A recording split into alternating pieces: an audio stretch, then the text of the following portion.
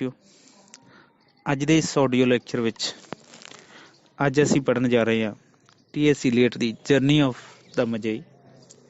ਇਸ ਕਵਿਤਾ ਦੇ ਵਿੱਚ ਕਵੀ ਇੱਕ ਇਸ ਤਰ੍ਹਾਂ ਦੀ ਯਾਤਰਾ ਦੀ ਗੱਲ ਕਰਦਾ ਹੈ ਜੋ ਕਿ ਤਿੰਨ ਬੁੱਧੀਮਾਨ ਲੋਕਾਂ ਨੇ ਬਹੁਤ ਖਰਾਬ ਪਰਿਸਥਿਤੀਆਂ ਦੇ ਵਿੱਚੋਂ ਲੰਘਦੇ ਹੋਏ ਆਖਿਰਕਾਰ ਉਹ ਉਸ ਜਗ੍ਹਾ ਦੇ ਉੱਪਰ ਪਹੁੰਚ ਗਏ ਸੀ ਜਿੱਥੇ ਜੀਸਸ ਦਾ ਜਨਮ ਹੋਇਆ ਸੀ ਤੇ ਉਹ ਜੀਸਸ ਨੂੰ ਵਧਾਈਆਂ ਦੇਣ ਦੇ ਵਿੱਚ ਕਾਮਯਾਬ ਹੋ ਗਏ ਸੀ। ਪਰ ਇਸ ਤੋਂ ਜ਼ਿਆਦਾ ਟੀ.ਐਸ. ਇਲੀਅਟ ਦਾ ਮੀਨਿੰਗ, ਟੀ.ਐਸ. ਇਲੀਅਟ ਦੀ ਜੋ ਅਪਰੋਚ ਹੈ ਉਹ ਇਸ ਤੋਂ ਜ਼ਿਆਦਾ ਡੀਪਰ ਹੈ। ਇਹ ਯਾਤਰਾ ਇੱਕ ਸਧਾਰਨ ਯਾਤਰਾ ਨਹੀਂ ਹੈ, ਇਹ ਯਾਤਰਾ ਆਤਮਾ ਦੀ ਇੱਕ ਟਰਾਂਸਫੋਰਮੇਸ਼ਨ ਦੀ ਯਾਤਰਾ ਹੈ, ਜਿਸ ਦੇ ਵਿੱਚ ਸਾਡੀ ਜਿਹੜੀ ਆਤਮਾ ਹੈ ਉਹ ਸਪਿਰਿਚੁਅਲਿਟੀ ਨੂੰ ਪ੍ਰਾਪਤ ਕਰ ਲੈਂਦੀ ਹੈ। ਤੇ ਟੀ.ਐਸ. ਇਲੀਅਟ ਦੀ ਪੋਇਟਰੀ ਦੇ ਵਿੱਚ ਸਪਿਰਿਚੁਅਲਿਟੀ ਬਹੁਤ ਇੰਪੋਰਟੈਂਟ ਰੋਲ ਪਲੇ ਕਰਦੀ ਹੈ, ਕਿਉਂਕਿ ਉਹ ਜਦੋਂ ਲਿਖ ਰਿਹਾ ਸੀ ਉਹ ਪਹਿਲੇ ਵਿਸ਼ਵ ਯੁੱਧ ਤੋਂ ਬਾਅਦ ਦਾ ਸਮਾਂ ਹੈ ਤੇ ਇਸ ਵਿਸ਼ਵ ਯੁੱਧ ਤੋਂ ਬਾਅਦ ਲੋਕਾਂ ਦੇ ਵਿੱਚ ਬਹੁਤ ਜ਼ਿਆਦਾ ਨੈਗੇਟਿਵਿਟੀ, ਬਹੁਤ ਜ਼ਿਆਦਾ ਨਿਰਾਸ਼ਤਾ ਤੇ ਬਹੁਤ ਜ਼ਿਆਦਾ ਇਨਸਿਕਿਉਰਿਟੀ ਸੀ। ਤਾਂ ਟੀ.ਐਸ. ਇਲੀਅਟ ਨੂੰ ਮਹਿਸੂਸ ਹੁੰਦਾ ਹੈ ਕਿ ਇਸ ਤਰ੍ਹਾਂ ਦੇ ਸਿਨੈਰੀਓ ਦੇ ਵਿੱਚ ਇੱਕ ਅਧਿਆਤਮਿਕਤਾ ਹੀ ਸਾਨੂੰ ਬਚਾ ਸਕਦੀ ਹੈ। ਅਧਿਆਤਮਿਕਤਾ ਹੀ ਸਾਨੂੰ ਇਸ ਨੈਗੇਟਿਵਿਟੀ ਦੇ ਵਿੱਚੋਂ, ਇਸ ਇਨਸਿਕਿਉਰਿਟੀ ਦੇ ਵਿੱਚੋਂ ਸਾਨੂੰ ਬਾਹਰ ਲੈ ਕੇ ਆ ਸਕਦੀ ਹੈ। ਤਾਂ ਇਸ ਕਰਕੇ ਉਹ ਇਸ ਪੋਇਮ ਦੇ ਵਿੱਚ ਸਾਨੂੰ ਉਹੀ ਅਧਿਆਤਮਿਕਤਾ ਨੂੰ ਪ੍ਰਾਪਤ ਕਰਨ ਦੀ ਜਿਹੜੀ ਗੱਲ ਹੈ ਉਹ ਟੀ.ਐਸ. ਇਲੀਅਟ ਨੇ ਕੀਤੀ ਹੈ। A cold coming we had of it, just the worst time of the year for a journey, and such a long journey. The ways deep and the weather sharp, the very dead of winter. In these lines, the Magi points out that they undertook their journey in bad weather.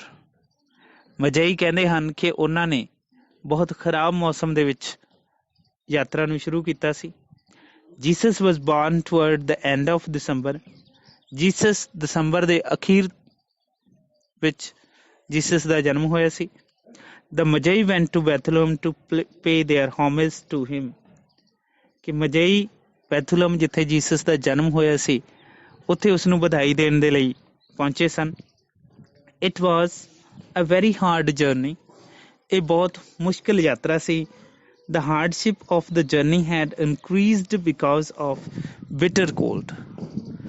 ਇਸ ਦੀ ਭਿਆਨਕਤਾ ਜਾਂ ਇਸ ਦੀ ਔਖਿਆਈ ਹੋਰ ਜ਼ਿਆਦਾ ਵੱਧ ਗਈ ਸੀ ਕਿ ਮੌਸਮ ਬਹੁਤ ਜ਼ਿਆਦਾ ਠੰਡਾ ਸੀ। There was barrenness, dullness and silence all around. ਸਾਰੇ ਕਿਤੇ ਨਿਰਾਸ਼ਤਾ ਸੀ, ਸਾਰੇ ਕਿਤੇ ਸਾਇਲੈਂਸ ਸੀ, ਸਨਾਟਾ ਸੀ। It was not a suitable time for long journey. ਇੱਕ ਲੰਬੀ ਯਾਤਰਾ ਦੇ ਲਈ ਇਹ ਬਿਲਕੁਲ ਵੀ ਠੀਕ ਸਮਾਂ ਨਹੀਂ ਸੀ। A hard time we had of it. In the end, we preferred to travel all night, sleeping in snatches, with the voices singing in our ears, saying that this was all folly. In these lines, the wise man says that they had to suffer great hardship during their long journey to Bethlehem. ਕਿ ਮਜਈ ਦੱਸਦੇ ਹਨ ਕਿ ਉਹਨਾਂ ਨੂੰ ਬਹੁਤ ਸਾਰੀ ਪਰੇਸ਼ਾਨੀ ਦਾ ਸਾਹਮਣਾ ਕਰਨਾ ਪਿਆ ਸੀ ਜਦੋਂ ਉਹ ਆਪਣੀ ਯਾਤਰਾ ਕਰ ਰਹੇ ਸੀ। The route lay through these cities were hostile. ਕਿ ਇੱਥੋਂ ਦੇ ਲੋਕ ਜਿਨ੍ਹਾਂ ਸ਼ਹਿਰਾਂ ਦੇ ਵਿੱਚ ਦੀ ਉਹ ਲੰਘੇ ਸੀ ਉਹ ਲੋਕ ਬੜੇ ਜ਼ਾਲਮ ਸੀ, ਉਹਨਾਂ ਦੀ ਉਹ ਕਿਸੇ ਤਰੀਕੇ ਨਾਲ ਮਦਦ ਨਹੀਂ ਕਰ ਰਹੇ ਸੀ। So they decided to travel during the night. ਤੇ ਇਸ ਲਈ ਉਹਨਾਂ ਨੇ ਰਾਤ ਦੇ ਸਮੇਂ ਆਪਣੀ ਯਾਤਰਾ ਨੂੰ ਜਾਰੀ ਰੱਖਣ ਦਾ ਫੈਸਲਾ ਕੀਤਾ। They slept only at intervals whenever they could find time. ਤਾਂ ਉਹ ਕੇਵਲ ਉਦੋਂ ਹੀ, ਜਦੋਂ ਹੀ ਉਹਨਾਂ ਨੂੰ ਕੁਝ ਸਮਾਂ ਮਿਲਦਾ, ਅੰਤਰਾਲ ਮਿਲਦਾ, ਤਾਂ ਉਸ ਦੇ ਦੌਰਾਨ ਹੀ ਉਹ ਸੌਂਦੇ ਸੀ, ਅਦਰਵਾਈਜ਼ ਉਹ ਆਪਣੀ ਯਾਤਰਾ ਨੂੰ ਜਾਰੀ ਰੱਖਦੇ ਸੀ। They themselves felt sometime that it was foolishness on their part to undertake that journey. ਕਈ ਵਾਰੀ ਉਹਨਾਂ ਨੂੰ ਆਪਣੇ ਆਪ ਦੇ ਵਿੱਚ ਵੀ ਮਹਿਸੂਸ ਹੁੰਦਾ ਸੀ ਕਿ ਇਸ ਤਰ੍ਹਾਂ ਦੀ ਯਾਤਰਾ ਕਰਕੇ, ਇਸ ਤਰ੍ਹਾਂ ਦੀ ਯਾਤਰਾ ਨੂੰ ਸ਼ੁਰੂ ਕਰਕੇ ਕਿਤੇ ਉਹਨਾਂ ਨੇ ਗਲਤੀ ਤਾਂ ਨਹੀਂ ਕਰ ਰਹੀ। Then at dawn we came down a temperate valley, wet below the snow line, smelling the vegetation, with a running stream and water mill beating the darkness, and 3 trees on a low sky, and old white horse galloping away the meadow. ਇਸ ਸਟਾਂਜਾ ਦੇ ਵਿੱਚ ਕਵੀ ਸਾਡੇ ਸਾਹਮਣੇ ਇੱਕ positive note ਰੱਖਦਾ ਹੈ ਕਿ ਇੰਨੀ ਸਾਰੀ ਨਿਰਾਸ਼ਤਾ ਤੋਂ ਬਾਅਦ, ਇੰਨੀ ਸਾਰੀ ਮੁਸ਼ਕਿਲ ਪਰਿਸਥਿਤੀਆਂ ਤੋਂ ਬਾਅਦ ਆਖਿਰਕਾਰ ਉਹਨਾਂ ਨੂੰ ਇੱਕ ਉਮੀਦ ਦੀ ਕਿਰਨ ਨਜ਼ਰ ਆ ਰਹੀ ਸੀ। ਐਟ ਲਾਸਟ ਦੇ reached A happy valley at down. ਤਾਂ ਦਿਨ ਦੇ ਸਮੇਂ ਉਹ ਇੱਕ ਖੁਸ਼ਗਵਾਰ ਘਾਟੀ ਦੇ ਵਿੱਚ ਪਹੁੰਚ ਗਏ ਸੀ। The climate of the valley was moderate, neither very hot nor very cold. ਇੱਥੇ ਨਾ ਹੀ ਤਾਂ ਜ਼ਿਆਦਾ ਗਰਮੀ ਸੀ, ਨਾ ਹੀ ਜ਼ਿਆਦਾ ਸਰਦੀ ਸੀ। It was a valley full of vegetation. ਇਸ ਦੇ ਵਿੱਚ ਬਹੁਤ ਸਾਰੀਆਂ ਸਬਜ਼ੀਆਂ ਸੀ।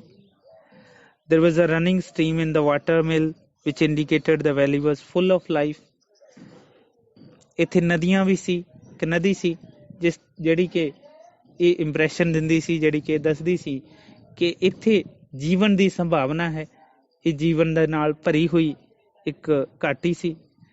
3 trees were visible at horizon. ਦੂਰ ਤੱਕ 3 ਦਰਖਤ ਨਜ਼ਰ ਆ ਰਹੇ ਸੀ। White horse could be seen going about fast step in grassy places. ਇੱਕ ਚਿੱਟਾ ਘੋੜਾ ਵੀ ਉਹਨਾਂ ਨੂੰ ਦਿਖਾਈ ਦਿੱਤਾ ਜਿਹੜਾ ਕਿ ਵੱਡੇ ਵੱਡੇ ਛਲਾਂਗਾ ਲਗਾ ਕੇ ਦੌੜ ਰਿਹਾ ਸੀ। The 3 trees, the galloping horse and meadows spoke of hope, freedom and fruitfulness. ਇਹ ਸਿੰਬਲ ਹੈ ਜੀ, ਇਹ ਪੋਜ਼ਿਟਿਵਿਟੀ ਦੇ ਸਿੰਬਲ ਹੈ ਜਿਹੜੇ ਕਿ ਸਾਨੂੰ ਉਮੀਦ ਦੀ, ਇੱਕ ਆਜ਼ਾਦੀ ਦੀ ਤੇ ਸਾਡੀ ਸਫਲਤਾ ਦੀ ਜਿਹੜਾ ਉਹ ਸਿਗਨੀਫਾਈ ਕਰ ਰਹੇ ਹੈ ਕਿ ਉਹਨਾਂ ਨੂੰ ਇਸ ਤੋਂ ਅਹਿਸਾਸ ਹੋ ਗਿਆ ਸੀ ਕਿ ਉਹ ਆਪਣੀ ਯਾਤਰਾ ਦੇ ਵਿੱਚ ਜ਼ਰੂਰ ਸਫਲ ਹੋਣਗੇ। Then we came to a tavern with vine leaves over the lintel, 6 hands at an open door, dicing for pieces of silver, and the feet kicking the empty wine skins. But there was no information, and so we continued, and arrived at evening, not a moment too soon, finding the place. It was, you may say, satisfactory. One of the Magi says in these lines that during their journey to Bethlehem, they reached an inn.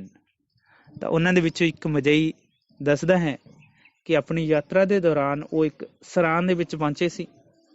Vine leaves climbed over its doorway. ਇਸ ਦੇ ਦਰਵਾਜ਼ੇ ਬਾਹਰ ਵੇਲਾਂ ਚੜੀਆਂ ਹੋਈਆਂ ਸੀ, ਵੇਲਾਂ ਲੱਗੀਆਂ ਹੋਈਆਂ ਸੀ। The door of the inn was open. ਇਸ ਦਾ ਦਰਵਾਜ਼ਾ ਵੀ ਖੁੱਲਾ ਸੀ। The Magi saw 6 men gambling there. ਤਾਂ ਇਹਨਾਂ ਬੁੱਧੀਮਾਨ ਲੋਕਾਂ ਨੇ 6 ਵਿਅਕਤੀ ਉੱਥੇ ਜੂਆ ਖੇਡਦੇ ਹੋਏ ਦੇਖੇ। ਇਹ 6 ਵਿਅਕਤੀ ਇੱਕ ਬਾਈਬਲ ਦਾ ਰੈਫਰੈਂਸ ਹੈ। ਉਹ 6 ਮੂਰਖ ਲੋਕਾਂ ਨੂੰ ਕਿਹਾ ਗਿਆ ਜਿਹੜੇ ਕਿ ਜੀਸਸ ਕ੍ਰਾਈਸਟ ਦੇ ਸੂਲੀ ਤੋਂ ਬਾਅਦ ਉਸਦੇ ਕੱਪੜਿਆਂ ਦੇ ਨਾਲ ਉਹ ਖੇਡ ਰਹੇ ਸੀ। ਇਹ ਰੈਫਰੈਂਸ ਉਹਨਾਂ 6 ਲੋਕਾਂ ਦਾ ਹੈ। ਠੀਕ ਹੈ ਜੀ। ਇਹ ਉਹਨਾਂ ਸਧਾਰਨ ਲੋਕਾਂ ਦਾ ਵੀ ਹੈ ਜਿਹੜੇ ਕਿ ਸਪਿਰਿਚੁਅਲਿਟੀ ਤੋਂ ਬਹੁਤ ਜ਼ਿਆਦਾ ਦੂਰ ਹੈ। ਉਹ ਸ਼ਰਾਬਾਂ ਦੇ ਵਿੱਚ, ਜੂਏ ਦੇ ਵਿੱਚ, ਇਸ ਤਰ੍ਹਾਂ ਦੀਆਂ ਬੁਰੀਆਂ ਚੀਜ਼ਾਂ ਦੇ ਵਿੱਚ ਫਸੇ ਹੋਏ ਹੈ। ਉਹਨਾਂ ਚੀਜ਼ਾਂ ਦਾ ਰੈਫਰੈਂਸ ਹੈ ਜਿਹੜਾ ਇਸ ਲਾਈਨ ਦੇ ਵਿੱਚ T.A.C. Eliot ਨੇ ਦਿੱਤਾ ਹੈ। People in the inn were dead drunk and were kicking at empty wine skins. ਕਿ ਇਹ ਜਿਹੜੇ ਲੋਕ ਸੀਗੇ ਇਸ ਸਰਾਂ ਦੇ ਵਿੱਚ ਬਹੁਤ ਜ਼ਿਆਦਾ ਉਹਨਾਂ ਨੇ ਸ਼ਰਾਬ ਪੀ ਰੱਖੀ ਸੀ ਤੇ ਉਹ ਖਾਲੀ ਬੋਤਲਾਂ ਨੂੰ ਇੱਧਰ ਉੱਧਰ ਉਹਨਾਂ ਦੇ ਠੁੱਡੇ ਮਾਰ ਰਹੇ ਸੀ।